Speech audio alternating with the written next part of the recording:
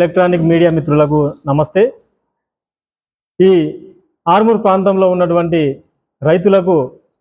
ఇప్పటి వరకు కొనుగోలు చేసినటువంటి ధాన్యానికి గిట్టుబాటు ధరతో పాటు ప్రభుత్వం హామీ ఇచ్చినటువంటి బోనస్ను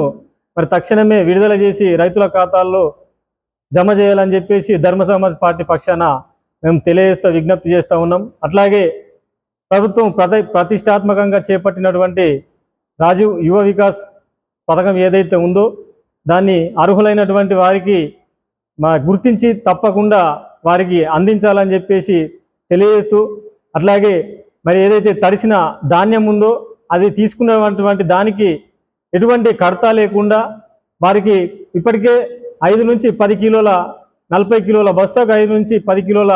కడత తీసేసినటువంటి ధాన్యానికి ప్రభుత్వం వెంటనే దానికి గిట్టుబాటు ధర కింద దానికి మద్దతుగా ఆ యొక్క డబ్బులను ప్రభుత్వమే చెల్లించి రైతును ఆదుకోవాలని చెప్పేసి ఆర్మూర్ ప్రాంతంలో తడిసిన అనేక మంది రైతులు ఈ అకాల వర్షానికి నష్టపోవడం జరిగింది. కాబట్టి తప్పకుండా ప్రభుత్వమే దీన్ని బాధ్యతగా తీసుకొని వారికి తడిసిన ధాన్యం ఏవైతే రైస్ మిల్లర్లు కట్ చేసిరో దానికి బదులుగా ఈ ప్రభుత్వం వెంటనే వారి ఖాతాలలో ఆ డబ్బును జమ చేయాలని చెప్పేసి ధర్మ సమాజ్ పార్టీ పక్షాన డిమాండ్ చేస్తూ ఉన్నాం.